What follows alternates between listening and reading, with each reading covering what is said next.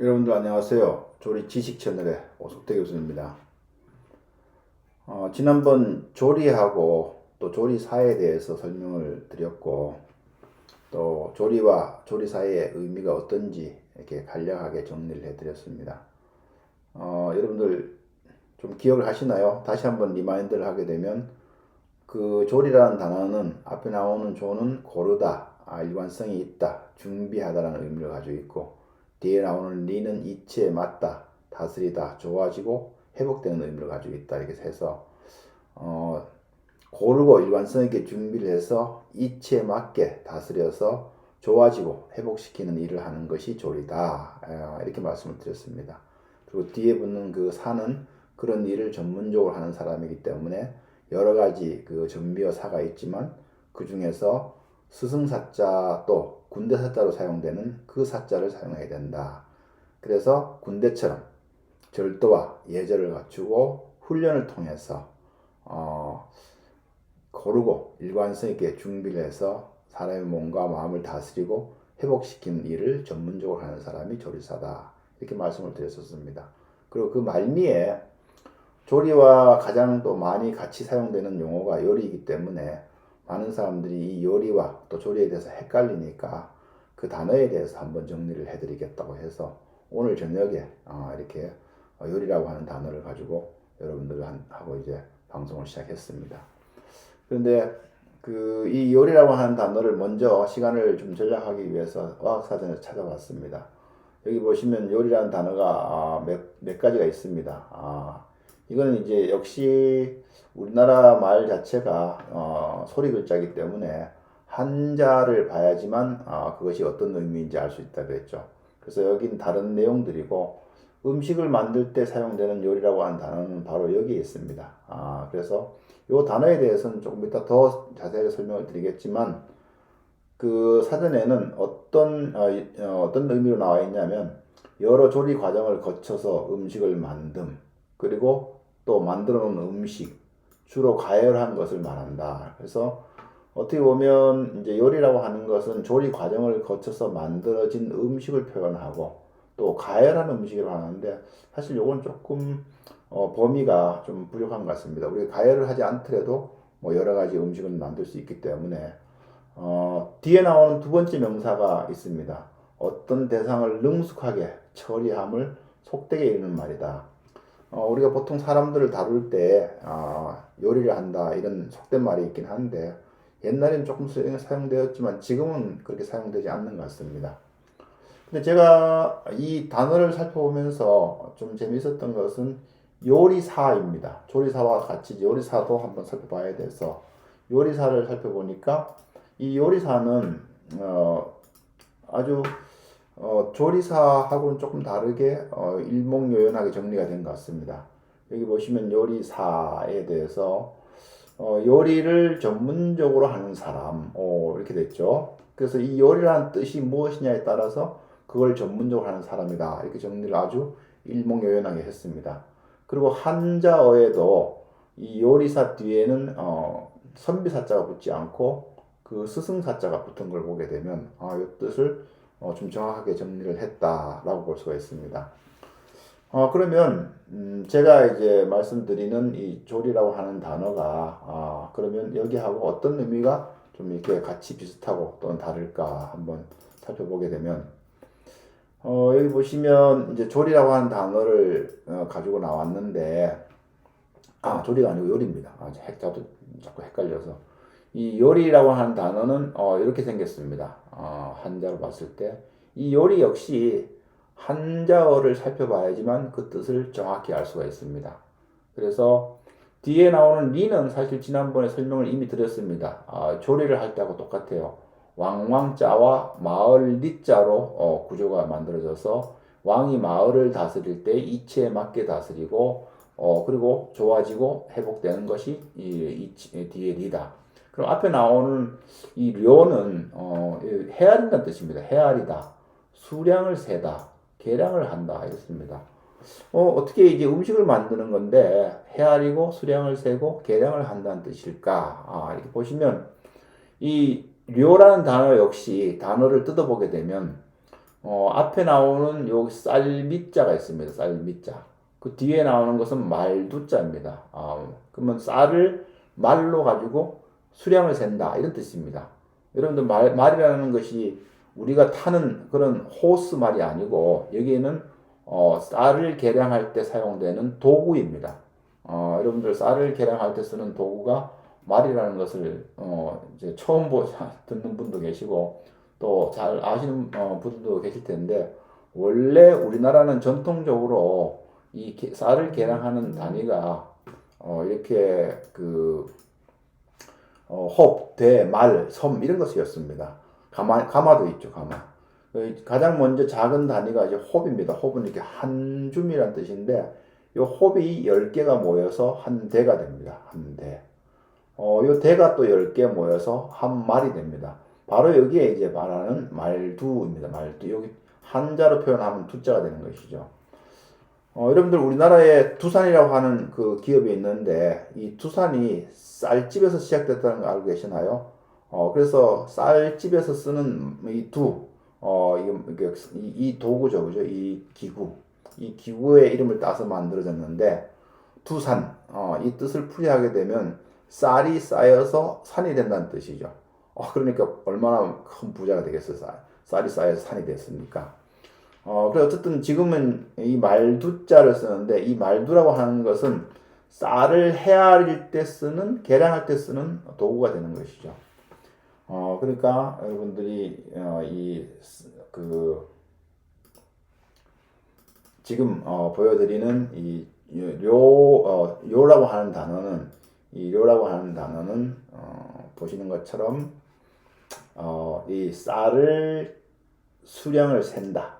이게 쌀을 이제 말로 가지고 수량을 센다는 뜻인데 이거를 이제 조리 단어를 설명할 때처럼 이제 앞에 단어와 뒤에 단어를 붙여서 설명을 하게 되면 요리라는 뜻은 헤아리고 수량을 세고 계량을 해서 이치에 맞게 다스려 좋아지고 회복시키는 일을 하는 것이다. 이렇게 설명할 수가 있습니다. 그러니까 어떻게 보면 조리는 고르고 일관성 있게 준비해서 이치에 맞게 다스려 좋아지고 회복시키는 일을 한다고 하면 요리는 헤아리고 수량을 세고 계량을 해서 이치에 맞게 다스려 좋아지고 회복시키는 일을 한다. 이렇게 설명을 드릴 수가 있겠어요. 근데 이 요리라고 하는 단어 고어 옛날 단어를 얘기합니다. 중국에서는 이 요리라는 단어가 어떻게 쓰였냐면 사실은 조금 재미있게 쓰여졌어요. 어떻게 쓰여졌냐면 원래는 이 요리라는 단어가 한약재를 이렇게 계량하는 그런 단위였습니다. 그러니까 한약방에서 우리가 감기가 들어서 또는 몸이 아파서 한의원에 가게 되면 한의사가 우리 몸을 진맥을 하고 열이 나고 기침을 하고 또 소화가 안 되고 이럴 때에 그러면 여기에 맞는 진맥 결과에 따라서 탕제를 지어야 되는데 탕제를 지을 때에 들어가는 약재를 이렇게 계량하는 것을 요리라고 했습니다. 그 그림에서 보는 것처럼 이 탕제를 짓기 위해서 기다리는 사람들이 있는데 이 탕제를 짓기 전에 먼저 약재를 계량을 해야 되겠죠. 이게 요리였습니다. 그래서 한의사가 진맥을 하고 나서 어떤 탕제를 짓기 위해서 그 밑에 있는 직원들한테 이 약재를 이 탕제에 맞도록 요리해라. 이러면 이제 이것을 이제 계량한다는 뜻이었습니다. 근데 이렇게 뜻을 보게 되면 마치 요즘에 우리가 그 요리에 대한 레시피를 쓰고 나서 그러고 나서 그 레시피에 들어있는 식재료를 계량을 해서 미션 플러스를 하는 거하고 아주 유사한 그런 일이 바로 요리였다는 것이죠. 그러면 아니 이 한약방에서 또 한의원에서 사용되는 이 요리라고 하는 단어가 한약재를 재는 요리라는 단어가 어떻게 음식을 만드는 것으로 발전했을까 하는 의문이 들지 않겠어요? 그래서 저도 찾아봤겠죠. 제가 각종 문헌들을 뒤져서 봤을 때에 그 문헌들에 의하면 원래 중국에서 사용되는 이 용어들이 일본과 우리나라로 넘어왔는데 그 일본에서는 이 요리라고 하는 단어가 넘어가서 음식을 만드는 쪽으로 발전을 했다는 겁니다. 그럼 일본도 처음에는 약재를 계량하는 쪽으로 발전을 했다가 이것이 나중에 그 사실 약재에는 어떻게 보면 음식 재료가 훨씬 더 많을 수도 있겠죠. 그러다 보니까 이게 음식을 만드는 쪽으로 이 요리라는 단어를 사용하고 그 일본이 이제 우리나라에 영향을 주면서 이것이 우리나라에서는 음식을 만드는 쪽으로 발전했다 이렇게 볼 수가 있습니다. 제가 이 고증을 하면서 이 요리라는 단어가 1800년도 이전까지는 우리나라 문헌에서 좀 찾아보기 어렵습니다. 그런데 1800년도 중반부터 우리나라 문헌에 요리라는 단어가 많이 나오기 시작합니다. 그래서 추측해 본 건데 일본이 이제 우리나라에 많이 들어오는 시기가 1800년대 중반이었습니다. 물론 우리나라가 식민지가 된 것은 1910년이지만 그 전부터 많이 들어와 살았던 것이죠.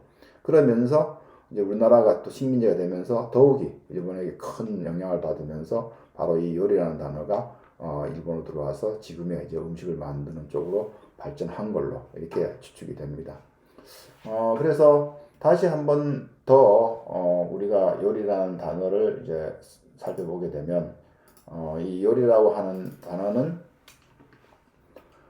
이 조리라는 단어하고 비교를 해봤을 때 조리라고 하는 단어의 앞에 나오는 조는 고르고 일관성이 있고 그리고 나서 준비한다는 의미를 가지고 있으면 이 료라는 단어는 헤아리고 수량을 세고 계량을 한다는 의미를 가지고 있어서 이것이 요리하고 큰 차이는 없죠. 왜냐하면 뒤에 말이 똑같기 때문에 그렇게 해서 이치에 맞게 다스려 좋아지고 회복시키는 일을 하는 것이기 때문에 여러분들이 이제 조리라는 단어도 사용할 수 있고 요리라는 단어도 사용할 수 있고 그 뒤에 사자를 붙여서 요리사, 조리사라 두 개의 단어를 다 사용할 수 있습니다.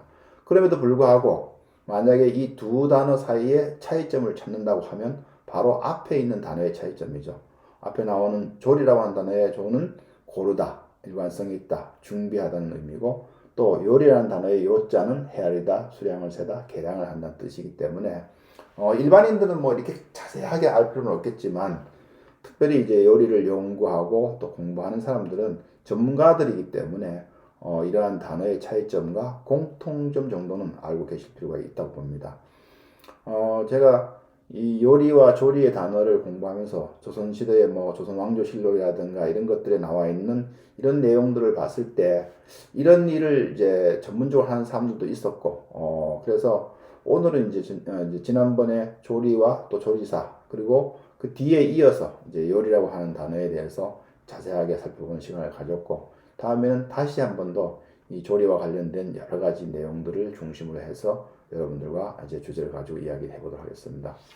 오늘은 이제 그 저녁에 여러분들하고 만나 뵀는데 다음에는 또 다시 한 번 더 좋은 주제를 가지고 나와서 여러분들의 그 궁금증을 또 풀어드리기도 하고 저 역시 이제 이걸 하면서 공부를 많이 하게 되고 어떤 사람들은 이렇게 얘기합니다.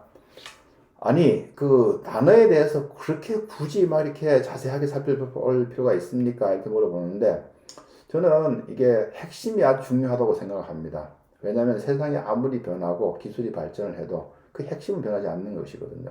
요즘에 AI가 아주 유행을 하는데 우리가 의사 그러면 사람을 병을 고치고 치료하는 그런 일을 하는 사람들 아니겠어요? 근데 AI가 발전하고 또 기술이 발전하고 뭐 문명이 발전한다 할지라도 사람을 그 치료하고 또 병을 고치는 것은 변하지 않는 거 아니겠어요? 그죠? 마찬가지로 사실은 음식을 만드는 데도 마찬가지로 그 일을 하는 목적이 변화가 되어서는 안 되겠죠. 그래서 뭐 로봇을 사용하고 또 그 좋은 조리 도구를 사용하고 식재료가 변화가 된다 할지라도 사실은 조리를 하는 목적, 또 요리를 하는 목적이 변할 수는 없다는 것입니다. 그래서 그걸 모르고 다른 것을 하게 되면 좀 엉뚱한 것이 나올 수 있기 때문에 여기에 초점을 맞추고 또 조리를 연구하는 사람으로서 이 부분에 대해서는 분명하게 방향과 또 그런 중심을 잡아놔야 된다는 생각 때문에 하는 겁니다. 혹시라도 더 궁금하고 또 혹시 같이 이렇게 서로 공유해야 될 내용이 있다 그러면 언제든지 이렇게 문자를 주시거나 또 밑에다가 답변을 남겨놓으시면 제가 그걸 보고 또 여러분들에게 좋은 주제로 가지고 이야기해 보도록 하겠습니다. 여러분들 편안한 저녁 되시기 바랍니다. 조리 지식 채널의 오석태 교수였습니다.